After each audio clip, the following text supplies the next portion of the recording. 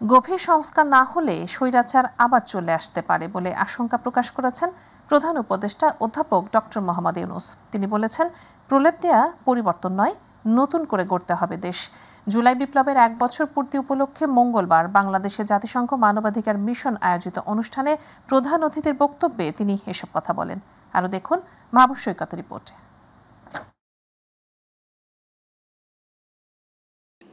আসসালামু আলাইকুম। জুলাই বিপ্লবের বর্ষপূর্তি উপলক্ষে রাজধানীতে জাতিসংঘ মানবাধিকার মিশনের আয়োজিত অনুষ্ঠানে যোগ দেন প্রধান উপদেষ্টা ডক্টর মোহাম্মদ ইউনূস। ছবিগুলো দেখি, ভিডিওতে দেখি।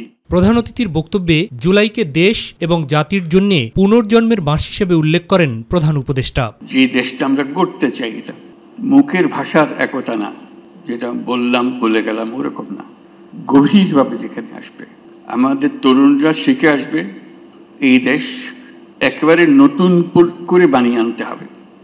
এটা উপরই একটা প্রলেপ দেওয়ার পরিবর্তন না, গভীরতম ভাবে পরিবর্তন। জুলাইয়ের শিক্ষা যেন কোনোভাবেই মেলান না হয় তারও তাগিদ দেন সরকার প্রধান। জুলাইয়ের শিক্ষা এখনো আমাদের কাছে তাজা আছে। মাঝে মাঝে ভয় হয় এই শিক্ষা ক্ষয়ে যাবে, ভুলে যাব, আবার অতীতের মতো ভাষা রপ্ত হয়ে যাবে, আবার সেই ভাষা ব্যবহার করব, আবার সে ব্যাখ্যা ব্যবহার করব। সেই দিকে যাতে আমাদের যেতে না হয় আর কোনো দিন, এই পথ একেবারে বন্ধ করে দেওয়া, এই পথের কোনো ঠিকানা আমরা যাব না, আমাদের নতুন পথ রচনা হবে, সেই পথের দিকে আমরা যাব। শুধু উপরে প্রলেপ দিয়ে নয়, দেশ গড়তে গভীর থেকে পরিবর্তন আনার কথাও বলেন এই Nobel laureate. The Universal Declaration of Human Rights emerged as a moral compass for our world, and its principles have been embedded in our own constitution, Bangladesh's constitution. Yet, over the past 16 years, these rights were repeatedly denied to our citizens. Allah Hafiz. Mahbub Saikat, my TV, Dhaka. Sheikh Hasina ও তার দোসররা যে অপরাধ ও নৃশংসতা করেছে, মুক্তিযুদ্ধের সময় ভিনদেশি পাকিস্তানি হানাদাররাও তা করেনি বলে মন্তব্য করেছেন আইন উপদেষ্টা আসিফ নজরুল। গণহত্যার বিচারে অন্তর্বর্তী সরকার দায়িত্বে বিন্দুমাত্র অবহেলা করছে না বলেও মন্তব্য তার। সকালে বিচার প্রশিক্ষণ ইনস্টিটিউটে আয়োজিত এক আলোচনা সভায় তিনি এসব কথা বলেন। অনুষ্ঠানে পরিবেশ উপদেষ্টা সৈয়দা রিজওয়ানা হাসানও বক্তব্য রাখেন। আফজাল হোসেনের রিপোর্ট। জুলাই হত্যাযজ্ঞের বিচার বিষয়ে আলোচনা ও তথ্য প্রদর্শনীর আয়োজন করা হয় বিচার প্রশাসন প্রশিক্ষণ ইনস্টিটিউশনে। আপনাদের সামনে এতে অংশ নিয়ে আইন, বিচার ও সংসদ বিষয়ক উপদেষ্টা বলেন, ক্ষমতাচ্যুত প্রধানমন্ত্রী শেখ হাসিনার অডিওগুলোতে এখনও প্রতিশোধ পরায়ণ মনোভাব প্রকাশ পায়। এছাড়া এত বড় গণহত্যা হয়েছে, কিন্তু শেখ হাসিনার বিন্দুমাত্র অনুশোচনা নেই। এত বড় গণহত্যা হয়েছে, বিন্দুমাত্র অনুশোচনা নাই। একটা দল এইগুলি মানে সারা 15টা বছর শুধু মিথ্যা নির্যাতন করে চালিয়েছে। আর যাই করেন, এই বিচার নিয়ে আমাদের আন্তরিকতায় কোনো রকম বিন্দুমাত্র সন্দেহ রেখেন না। আল্লাহর কাছে জবাব দেব এই বিচার নিয়ে। মানুষ তো অনেক তুচ্ছ ব্যাপার, আল্লাহর কাছে জবাব দেওয়ার জন্য প্রস্তুত আছি। শেখ হাসিনা এবং তার দোসররা যে অপরাধ বাংলাদেশে করেছে, আমি আমার মনে 1971 সনে পাকিস্তানি বাহিনী এত জঘন্য অপরাধ করে নাই। বিভিন্ন সেক্টরে ঘাপটি মেরে থাকা ফ্যাসিবাদের দোসরদের কারণেই খুনিরা পালিয়ে যেতে সক্ষম হয়েছেন বলে মন্তব্য করেছেন পরিবেশ বিষয়ক মন্ত্রণালয়ের উপদেষ্টা। যারা এই খুনগুলো করেছেন তাদের সমর্থকেরা কিন্তু বিভিন্ন সেক্টরে এখন এই সমাজে আছে। যদি না থাকতো তাহলে পালিয়ে গেল কেমন করে? যারা নির্দেশদাতা তারা কিন্তু প্রায় সকলেই দেশ থেকে পালিয়ে যেতে সক্ষম হয়েছেন। এই যে দেশ থেকে তারা চলে যেতে সক্ষম হলেন, এটাও তো একটা বিচারের দাবি রাখে। জুলাইয়ের গণহত্যাকে গাজার গণহত্যার সাথে তুলনা করেন সম্পাদক মাহমুদুর রহমান। এতটা দানব একটা সিস্টেম তারা তৈরি করেছিল, এবং এই দানবীয় সিস্টেম তৈরি করার ফলেই এমন গণহত্যা করা সম্ভব হয়েছিল নিজের মানুষদের উপরে। বর্তমান সময়ে, সাম্প্রতিক সময়ে এই গণহত্যার তুলনা শুধুমাত্র গাজার সাথে হতে পারে। আপনি চিন্তা করে দেখুন, যারা গণহত্যা চালিয়েছে তারা কেমন দল ছিল, কি ধরনের দানব ছিল, যে সেই দলের সমর্থক তথাকথিত বুদ্ধিজীবীদের, সেই দলের সমর্থক তথাকথিত সাংবাদিকদের, সম্পাদকদের কাউকে এখন পর্যন্ত আমরা অনুশোচনা প্রকাশ করতে দেখি নাই। আন্তর্জাতিক অপরাধ ট্রাইব্যুনালের চিফ প্রসিকিউটর মোহাম্মদ তাজুল ইসলাম বলেন, আগামী ডিসেম্বরের মধ্যেই টপ কমান্ডারদের বিচার সমাপ্ত হবে। যেভাবে বিচার প্রক্রিয়া আগাচ্ছে, টপ কমান্ডারদের বিচার, একটা বড় অংশের বিচার আগামী ডিসেম্বরের মধ্যেই সমাপ্ত হবে বলে আমরা আপনাদেরকে আশ্বাস দিতে পারি। 4টা মামলার বিচার কার্যক্রম চলছে এই মুহূর্তে। আপনারা অনেকেই বলেন বিচার দৃশ্যমান দেখি না, বিচার দৃশ্যমান। শেখ হাসিনার মামলা সাক্ষী দেওয়ার জন্য বাংলাদেশের মোটামুটি 18 কোটির মধ্যে 10 কোটি লোক সাক্ষী দেওয়ার জন্য রেডি আছে। অনুষ্ঠানে জুলাই অভ্যুত্থান নিয়ে ট্রায়াল অব জুলাই কার্নেজ শীর্ষক একটি তথ্যচিত্র প্রদর্শন করা হয়। আফজাল হোসেন, মাই টিভি, ঢাকা। অন্তর্বর্তী সরকারের প্রধান উপদেষ্টা ডক্টর মোহাম্মদ ইউনূসের প্রতিশ্রুত সময়ে একটি অবাধ ও সুষ্ঠু নির্বাচন অনুষ্ঠিত হবে বলে আশা প্রকাশ করেছেন বিএনপি মহাসচিব মির্জা ফখরুল ইসলাম আলমগীর। মঙ্গলবার জাতিসংঘের তথ্যানুসন্ধান প্রতিবেদনের সুপারিশ বাস্তবায়ন শীর্ষক অনুষ্ঠানে একথা বলেন তিনি। এর আগে দুপুরে জাতীয় প্রেস ক্লাবে স্বেচ্ছাসেবক দলের সাবেক সভাপতি শফিউল বারী বাবুর ৫ম মৃত্যুবার্ষিকীতে আয়োজিত এক স্মরণসভায় বক্তব্য রাখেন মির্জা ফখরুল। বিস্তারিত জানাচ্ছেন মিফতা গালিব। সাবেক ছাত্রনেতা এবং স্বেচ্ছাসেবক দলের সভাপতি প্রয়াত শফিউল বারী বাবুর ৫ম মৃত্যুবার্ষিকী উপলক্ষে জাতীয় প্রেস ক্লাবে এক স্মরণ সভায় উপস্থিত হন তার দীর্ঘদিনের অগ্রজ ও অনুজরা। স্মৃতিচারণে শফিউল বারী বাবুর কথা স্মরণ করে আপ্লুত হন রাজনৈতিক সহযোদ্ধারা। তুমি শুরু করে দিয়েছো, তুমি ইনশাআল্লাহ একদিন এই এলাকার এমপি হবে, জাতীয় নেতাও হবে, আল্লাহ তোমাকে বাড়াবে। কিন্তু আল্লাহ তাআলা তাকে নিয়ে গেল। মির্জা ভাই, আমাদের বাবুর স্মৃতি আমাদের সামনে আরো বেশি করে ভেসে আসে যখন তাদের আমরা দেখি। প্রধান অতিথির বক্তব্যে মহাসচিব তার আত্মার মাগফিরাত কামনা করে কথা বলেন পিয়ার পদ্ধতি এবং সংস্কার প্রস্তাবনা নিয়ে। পিয়ার কি জিনিস ভাই? যারা এখনো ইভিএম এ ভোট দিতে পারে না, বোঝে না ঠিক মতো, যার ফলে ইভিএম এ ভোট দেয় না, তার পিয়ার বুঝবে কি করে? এই চিন্তা ভাবনা থেকে দূরে সরে যেতে হবে। এবং দুঃখজনক ভাবে আমাদের দেশের কয়েকটা রাজনৈতিক দল এটাকে প্রমোট না বন করে বসে আছে, এটা না হলে নির্বাচনে যাব না। এটা আজব দেশ বানিয়েছি আমরা। আমাদের সমস্ত এমপিদেরকে ঢাকায় থাকতে হবে, ঢাকায় তাদের বাড়ি থাকতে হবে, ঢাকায় তাদের ডিউটি ফ্রি গাড়ি থাকতে হবে, ঢাকায় তাদের সব থাকতে হবে। শুধু বাকি আছে একটা ডিউটি ফ্রি কবরস্থান, একটা প্লট পাওয়া শুধুমাত্র। এই ব্যবস্থাটা সংস্কার হওয়া দরকার ছিল। জুলাই সনদ ঘোষণা করে অতি দ্রুত নির্বাচনের দিনক্ষণ ঠিক করার আহ্বান জানান মির্জা ফখরুল ইসলাম আলমগীর। অবিলম্বে সংস্কারগুলো শেষ করুন, অবিলম্বে এই যে একটা আছে আপনার সনদ ঘোষণা, সেই সনদও ঘোষণা করুন। আর দয়া করে নির্বাচনের যে তারিখটা নির্ধারণ করেছেন আমাদের ভারপ্রাপ্ত চেয়ারম্যান জনাব তারেক রহমানের সঙ্গে লন্ডনের বৈঠকে বসে যেটাতে জাতীয় অনুপ্রাণিত হয়েছে, আশান্বিত হয়েছে, সেই সময়টাতে নির্বাচন দিন। এর আগে রাজধানীর বনানীতে অংশ নেন গণতান্ত্রিক পদযাত্রায় শিশু শীর্ষক এক অনুষ্ঠানে। অনেকে মন্ত্রী হয়েছি, অনেকে বড় বড় কর্মকর্তা হয়েছি, অনেকে আপনার বড় বড় ব্যবসা বাণিজ্য নিয়ে আপনারা এগিয়ে যাচ্ছি, কিন্তু আমার এই শিশুদের কথা কিন্তু আমরা ঠিক সেইভাবে সামনের দিকে এগিয়ে আনতে পারিনি। মিফতা গালিব, মাই টিভি, ঢাকা। জুলাই আন্দোলন ঘিরে আওয়ামী লীগ সংঘটিত মানবতা বিরোধী অপরাধের বিচারের আগে কোনো নির্বাচন হতে পারে না বলে মন্তব্য করেছেন বাংলাদেশ জামায়াতে ইসলামীর আমির ডাক্তার শফিক রহমান। মঙ্গলবার জাতিসংঘের তথ্যানুসন্ধান প্রতিবেদনের সুপারিশ বাস্তবায়ন শীর্ষক অনুষ্ঠানে তিনি একথা বলেন। জামায়াত আমির বলেন, বিচার, সংস্কার ও নির্বাচন একসঙ্গে চলতে হবে। বিচার ও সংস্কারের আগে নির্বাচন হলে সেটি জাতির জন্য ডিজাস্টার হবে। এ সময় তিনি আরও বলেন, শহীদ পরিবারের দাবি আর বিচার না দেখে জামায়াত কোনো নির্বাচন চায় না। আমাদের শহীদরা এবং জীবন্ত শহীদরা আমাদের অ্যাসেট, তারা আমাদের বোঝানো, এই স্বীকৃতি আমাদেরকে দিতে হবে। কিন্তু বিচার আর সংস্কারের আগে যদি কোনো নির্বাচন হয় তাহলে সেটি আরেকটা ন্যাশনাল ডিজাস্টার হতে পারে। বিচার না দেখা পর্যন্ত আমরা কোনো নির্বাচন দেখতে চাই না। যারা জঘন্য অপরাধী তাদের বিচারটা অন্তত 2-4টা হলে আমরা নিচ্ছকে দেখতে চাই। আনুপাতিক হারে নির্বাচন হলে একদলীয় আধিপত্য কিছুটা কমবে বলে মন্তব্য করেছেন গণ অধিকার পরিষদের সভাপতি নুরুল হক নূর। তিনি বলেন, ফ্যাসিবাদের রাজনীতি যেন ফিরে আসতে না পারে সেজন্য জুলাই যোদ্ধাদের জাগ্রত থাকতে হবে। জুলাই গণ অভ্যুত্থানে কবি নজরুল কলেজের 4 শহীদদের স্মরণে দোয়া ও আলোচনা সভায় তিনি এসব কথা বলেন। সুযোগ এসেছে তরুণদের নেতৃত্বের মাধ্যমে আগামীর বাংলাদেশ বিনির্মাণ করার বলেও মন্তব্য করেন নুরুল হক নূর।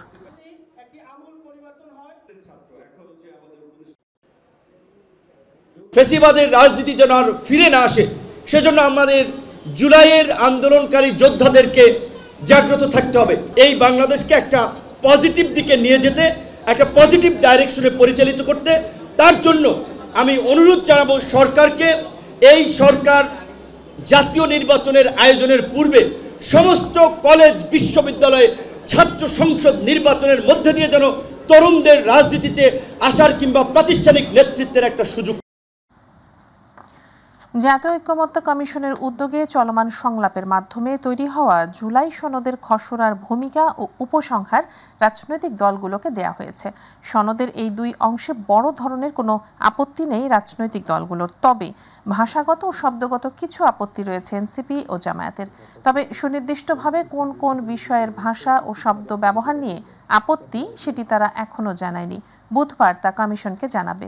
এদিকে ঐকমত্য কমিশন 6টি সিদ্ধান্ত গ্রহণ পদ্ধতির কথা বললেও তা নিয়ে আলোচনা না করেই হঠাৎ করে জুলাই সনদের খসড়া প্রকাশ করেছে, যা সঠিক কাজ মনে করছে না জাতীয় নাগরিক পার্টি এনসিপি। একথা বলেছেন দলটির যুগ্ম আহ্বায়ক জাভেদ রাসিন। রাজধানীর ফরেন সার্ভিস একাডেমিতে রাজনৈতিক দলগুলোর সঙ্গে দ্বিতীয় ধাপের সংলাপের 21তম দিনের বৈঠকের বিরতিতে সংবাদ সম্মেলনে তিনি এসব কথা বলেন। অন্যদিকে চলতি মাসের মধ্যে যেসব বিষয় একমত হবে তার চূড়ান্ত রূপ দিতে হবে বলে জানিয়েছেন জাতীয় ঐকমত্য কমিশনের সহসভাপতি অধ্যাপক ডক্টর আলী রিয়াজ। প্রত্যেকটি দলের নিজস্ব বক্তব্য অবশ্যই থাকবে এবং সেই বক্তব্যের বিবেচনায় তাদের প্রস্তাবগুলোকে গ্রহণ করে নিয়ে অগ্রসর হওয়ার চেষ্টা হচ্ছে, যাতে সমন্বয় করা যায়। যে একটা ঐক্যমত্য প্রতিষ্ঠার প্রচেষ্টা, সেটা জুডিশিয়ারিকে বাইরে রেখে তার মধ্যে একটা কমিটির প্রস্তাব করা হয়েছে। সেই কমিটিটা হবে সংসদের স্পিকারের সভাপতিত্বে, প্রধানমন্ত্রী, বিরোধী দলীয় নেতা এবং বিরোধী দল থেকে ডেপুটি স্পিকার একজন, যিনি আমরা একমত সকলেই এই হাউসে যারা আমরা আছি যে কেয়ারটেকার সরকারের মাধ্যমেই এরপর থেকে বাংলাদেশে নির্বাচন হইতে হবে। ঐক্যমত্যের ভিত্তিতে তত্ত্বাবধায়ক সরকারের ফর্মুলার ব্যাপারে এর আগে একটা একমতের জায়গা তৈরি হয়েছিল।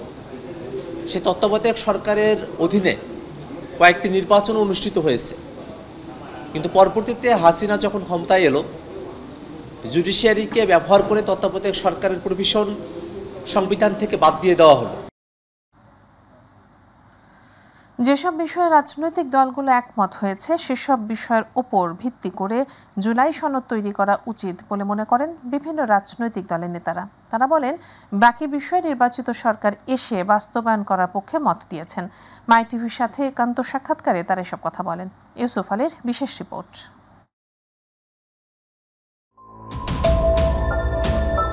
ছাত্র জনতার আন্দোলনের মুখে আওয়ামী লীগ সরকার পালিয়ে গেলে একটি কল্যাণমূলক রাষ্ট্র গঠনের লক্ষ্যে কিছু বিষয়ে সংস্কার আনতে গঠন করা হয় ঐক্যমত্য কমিশন। ফ্যাসিবাদ বিরোধী আন্দোলনে রাজপথে থাকা দলগুলোর সাথে চলে দফায় দফায় বৈঠক। একজন আইনজীবী বিভিন্ন বিষয়ে একমত ও কিছু বিষয়ে দ্বিমত পোষণ করলেও ফ্যাসিবাদের বিরুদ্ধে একমত পোষণ করেন বিভিন্ন রাজনৈতিক দলের নেতারা। অনেকগুলো বিষয়ে একমত হওয়া গেছে, মৌলিক কিছু বিষয়ে আমরা এখনো পর্যন্ত একমত হতে পারি নাই। নীতিগত কিছু বিষয়ে একমত হলেও পদ্ধতিগত জায়গা আমরা এখনো পর্যন্ত সেখানে একমতের জায়গা খুঁজে পাইনি। সব মিলিয়ে ঐক্যমত্য কমিশন সেখানে আলোচনার পরিবেশ, পরিসর এবং ফ্যাসিবাদ বিরোধী সকল রাজনৈতিক পক্ষগুলোর এখানে যে সম্মিলন ঘটেছে সেটাকে আমি ইতিবাচক হিসেবে দেখি। ইতিমধ্যে 12টা বিষয় ঐক্যমত হয়ে গেছে, তো সেখানে মৌলিক সংস্কার কিছু কিছু আছে। প্রথম পর্বে আলোচনায় বেশ অগ্রগতি, দ্বিতীয় পর্বে আলোচনায় ক্রমশ অগ্রগতি সামনে এগিয়ে যাচ্ছে এবং প্রতিদিন কোনো না কোনো বিষয় ঐক্যমত হচ্ছে। এটা একটা গুড সাইন। তবে যে দীর্ঘ সময় ধরে আলোচনা হচ্ছে সেই তুলনায় আরও অগ্রগতি আসতে পারত, এটা হলো আমাদের অভিমত। কোনো দল যদি একমত না হয় তার সেখানে নোট অফ ডিসেন্ট দেওয়ার একটা সুযোগ আছে, সেই ভিত্তিতেও কিন্তু 2-1টা ঐক্যমত ইতিমধ্যে হয়েছে। যেসব বিষয়ে একমত হয়েছে তা নিয়ে জুলাই সনদ তৈরি করা উচিত বলে মনে করেন তারা। কালক্ষেপণ আর করা উচিত না, ইতিমধ্যে যতটুকু ঐক্যমত্য হয়েছি সেটাকে ধরে আগানো উচিত। এবং এটা মনে রাখা দরকার, আমরা যেটা ঐক্যমত্য হচ্ছি এই ব্যাপারে যদি এখনকার আইন পারমিট করে তাহলে কিছু কাজ এখন হবে, আর বাকিগুলো আগামী সংসদের জন্য রেখে দেওয়া হবে। যে সংসদ নির্বাচিত হলে যারা নির্বাচিত হবে তারা এই ঐক্যমত্য যেটা হলো সেটা বাস্তবায়ন করবে। তো যেসব বিষয় নিয়ে আমরা একমত হতে পারবো, আমি আশা করি 31শে জুলাইয়ের ভেতরে সেটা নিয়ে একটা জুলাই সমঝোতা সনদ বা জুলাই সনদের একটা ভিত্তি আমরা তৈরি করতে পারবো। জুলাইয়ের মধ্যে আমরা এই ব্যাপারে বোঝাপড়া তৈরি করতে পারি। আমার মনে হয় যে তাহলে অগাস্টে, আমাদের 5ই অগাস্ট আমাদের অভ্যুত্থানের প্রথম বার্ষিকীর আগেই আমরা হয়তো এই ব্যাপারে আমরা একটা স্বাক্ষর করতে পারবো। ইউসুফ আলী, মাই টিভি, ঢাকা।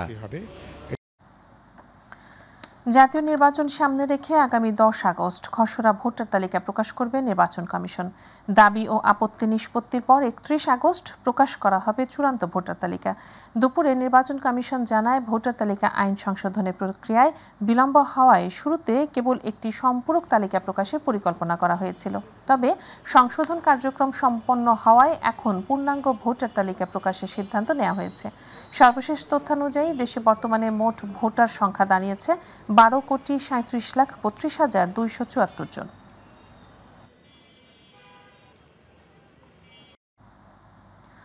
বহুল কাঙ্ক্ষিত ঢাকা বিশ্ববিদ্যালয়ের ছাত্র সংসদ ডাকসু নির্বাচনে তফসিল ঘোষণা করেছে বিশ্ববিদ্যালয় প্রশাসন। ঘোষিত তফসিল অনুযায়ী 9 সেপ্টেম্বর হবে ভোট গ্রহণ, মনোনয়নপত্র বিতরণ 12 থেকে 18 আগস্ট, প্রত্যাহারের শেষ সময় 25 আগস্ট দুপুর 1টা। মঙ্গলবার নওয়াব আলী চৌধুরী সিনেট ভবনের সম্মেলন কক্ষে এসব তথ্য জানান প্রধান রিটার্নিং কর্মকর্তা অধ্যাপক ডক্টর জসিমউদ্দিন। একই সময়ে ঢাকা বিশ্ববিদ্যালয় হল সংসদ নির্বাচনেরও তফসিল ঘোষণা করেন তিনি। এস.এম. আরিফের রিপোর্ট। দীর্ঘ 6 বছর পর অনুষ্ঠিত হতে যাচ্ছে বহুল আকাঙ্ক্ষিত ডাকসু নির্বাচন। ঢাকা বিশ্ববিদ্যালয়ের নওয়াব আলী চৌধুরী সিনেট ভবনের সম্মেলন কক্ষে নির্বাচনের তফসিল ঘোষণা করেন প্রধান রিটার্নিং কর্মকর্তা অধ্যাপক ডক্টর জসিমউদ্দিন। খসড়া ভোটার তালিকা প্রকাশ 30 জুলাই 2025 বুধবার। মনোনয়নপত্র বিতরণের তারিখ ও সময় 12 আগস্ট 2025 মঙ্গলবার থেকে 18 আগস্ট 2025 সোমবার পর্যন্ত। মনোনয়নপত্র গ্রহণের সর্বশেষ তারিখ ও সময় 19 আগস্ট 2025 মঙ্গলবার। মনোনয়নপত্র বাছাই 20 আগস্ট। প্রার্থীদের তালিকা প্রকাশ 21 আগস্ট। মনোনয়নপত্র প্রত্যাহারের শেষ তারিখ ও সময় 25 আগস্ট। প্রার্থীদের চূড়ান্ত তালিকা প্রকাশ 26 আগস্ট। ভোট গ্রহণের তারিখ ও সময় 9 সেপ্টেম্বর 2025 মঙ্গলবার সকাল 8টা থেকে অপরাহ্ন 3টা পর্যন্ত। এবারই প্রথমবারের মতো আবাসিক হলের বাইরে থাকবে কেন্দ্র। নির্বাচন সুষ্ঠু করতে সর্বোচ্চ প্রস্তুতির কথা জানান তিনি। কে কোন পার্টি করে, কার কি মার্কা, ডাকসুতে অন্তত সুযোগ নেই বুঝার। শুধুমাত্র বৈধ ছাত্র সে ভোট দিতে পারবে যার ভর্তি আছে এবং বৈধ যে মেয়াদকাল আছে। আর থ্রেটের বিষয়, তাই তো, আমরা এই পর্যন্ত কোনো ধরনের থ্রেট আমরা অনুভব করি নাই। ডাকসুর তফসিল ঘোষণায় শিক্ষার্থীদের মাঝে বইছে উচ্ছ্বাসের হাওয়া। একটি অবাধ, গ্রহণযোগ্য ও সুষ্ঠু নির্বাচনের দাবি তাদের। রোডম্যাপটা ঘোষণা করছে, আমরা এখন আশাবাদী যে কোনো ধরনের ক্যাম্পাসে সহিংসতা বা অন্য কোনো কিছু হবে না, যে অনাকাঙ্ক্ষিত ঘটনা ঘটবে না। অবশ্যই ডাকসুটা জরুরি, সুষ্ঠু ডাকসু জরুরি এই কারণেই যেন আমরা মুক্ত রাজনৈতিক পরিবেশটা পেতে পারি। একটি সুষ্ঠু পরিবেশে ডাকসু ইলেকশন হয় কোনো রকম সমস্যা ছাড়া, এটাই হচ্ছে আমাদের সর্বসাধারণ শিক্ষার্থীদের প্রত্যাশা। ডাকসুর পাশাপাশি হল সংসদ নির্বাচনের তফসিলও ঘোষণা করা হয়। এস.এম. আরিফ, মাই টিভি, ঢাকা। সারা দেশে 11 দিনের জন্য বিশেষ নিরাপত্তা সতর্কতা জারি করেছে আইনশৃঙ্খলা রক্ষাকারী বাহিনী। আজ থেকে 8 আগস্ট পর্যন্ত সময়কে উচ্চ নিরাপত্তা ঝুঁকির আওতায় নিয়ে আসা হয়েছে। একটি রাজনৈতিক দল অরাজক পরিস্থিতি তৈরি করতে পারে, এই শঙ্কা থেকেই গোটা দেশে ব্যাপক নজরদারি, তল্লাশি এবং গোয়েন্দা অভিযানের সিদ্ধান্ত নেওয়া হয়েছে বলে জানিয়েছে ডিএমপি। আতিকুর রহমান তিতাস জানাচ্ছেন বিস্তারিত।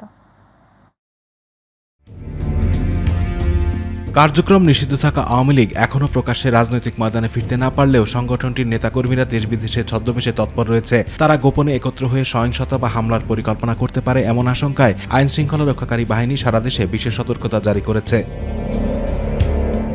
পুলিশের বিশেষ শাখা আশঙ্কা করছে 29 জুলাই থেকে 8 আগস্ট পর্যন্ত সময়কে কেন্দ্র করে অনলাইন ও অফলাইনে সংঘবদ্ধ প্রচারণার মাধ্যমে নৈরাজ্য সৃষ্টির চেষ্টা হতে পারে। দলটির কিছু নেতাকর্মী এ সময় সরকারি ও বেসরকারি স্থাপনায় হামলা, বিশৃঙ্খলা কিংবা ভাঙচুর চালাতে পারে বলেও ধারণা করছে আইন শৃঙ্খলা রক্ষাকারী বাহিনী। এই প্রেক্ষাপটে দেশের বিভিন্ন পুলিশের ইউনিটে একটি বিশেষ সতর্কবার্তা পাঠিয়েছে পুলিশের বিশেষ শাখা। চিঠিতে উল্লেখ করা হয়েছে, ঐতিহাসিক জুলাই অভ্যুত্থানের বর্ষপূর্তি ঘিরে সরকার বিরোধী রাজনৈতিক দল ও ফ্যাসিবাদ বিরোধী সামাজিক সংগঠনগুলো 1 জুলাই থেকে বিভিন্ন কর্মসূচি পালন করছে। এই ধারাবাহিকতায় 29 জুলাই থেকে 8 আগস্ট পর্যন্ত সময়কে বিশেষ গুরুত্বপূর্ণ হিসেবে চিহ্নিত করা হয়েছে। চিঠিতে বলা হয়, এই সময়ে বিতর্কিত ফ্যাসিবাদী শক্তিগুলো দেশব্যাপী অনলাইন ও অফলাইনে উস্কানিমূলক প্রচারণা চালিয়ে নৈরাজ্য সৃষ্টি করতে পারে। পাশাপাশি ফ্যাসিবাদ বিরোধী কর্মসূচিতে বাধা দিয়ে বা উস্কানি সৃষ্টি করে আইন শৃঙ্খলা পরিস্থিতির অবনতি ঘটানোর অপচেষ্টাও হতে পারে। এমন পরিস্থিতিতে দেশের সকল ইউনিটকে নিজ নিজ এলাকায় রাজনৈতিক পরিস্থিতি পর্যবেক্ষণ, সন্দেহভাজন ব্যক্তি ও যানবাহনের উপর নজরদারি, সরকারি বেসরকারি স্থাপনায় নিরাপত্তা জোরদার এবং সাইবার গোয়েন্দা কার্যক্রম তীব্র করার নির্দেশ দেওয়া হয়েছে। আমরা স্পেসিফিক ওরকম কোনো থ্রেট পাইনি যে নাশকতা হবে। তারপরেও যেহেতু এই ধরনের বিভিন্ন কথাবার্তা মিডিয়ায় আসছে এবং একটা গোয়েন্দা সংস্থার রিপোর্টে উঠে আসছে, আমরা সতর্ক আছি। আমাদের স্পেশাল ড্রাইভ চলতেছে। বিশেষ অভিযান চালাতে বলা হয়েছে 29 জুলাই থেকে 8 আগস্ট পর্যন্ত। এই সময় ব্যক্তিগত মোটরসাইকেল, মাইক্রোবাস সহ সন্দেহভাজন সব যানবাহনে তল্লাশি, বাস টার্মিনাল, লঞ্চঘাট, রেল স্টেশন, বিমানবন্দরের আশেপাশে নজরদারি এবং মোবাইল পেট্রোল বাড়াতে বলা হয়েছে। একই সঙ্গে গ্রেপ্তারি পরোয়ানা তামিল, সাইবার পেট্রোলিং এবং গোয়েন্দা নজরদারি জোরদারেরও নির্দেশ দেওয়া হয়েছে। আতিকুর রহমান তিতাস, মাই টিভি। ঢাকায় অবস্থিত বিমান ঘাঁটি বাংলাদেশের একটি গুরুত্বপূর্ণ অপারেশনাল ঘাঁটি। এটি প্রশিক্ষণ ঘাঁটি নয় বলে জানিয়েছেন বিমান বাহিনীর wing commander HM Abdul Baset. দুপুরে বিমান বাহিনীর প্রধানের পক্ষ থেকে সাভারের আক্রাইন বাগানবাড়ি কবরস্থানে মাইলস্টোন স্কুল অ্যান্ড কলেজের যুদ্ধ বিমান বিধ্বস্তের ঘটনায় নিহত লামিয়া আক্তার সোনিয়ার কবরে পুষ্পস্তবক অর্পণের সময় তিনি একথা বলেন। নিহত লামিয়া আক্তার সোনিয়ার কবরে পুষ্পস্তবক অর্পণের আগে তার পরিবারের সাথে সাক্ষাৎ করে বিমান বাহিনীর প্রধানের পক্ষ থেকে সার্বিক খোঁজ খবর নেন। Wing commander HM Abdul Baset আরও বলেন, বিমান বাহিনীর পক্ষ থেকে দুর্ঘটনায় সকল ভিকটিমদের পাশে থেকে সকল ধরনের সহযোগিতা করতে তারা বদ্ধপরিকর।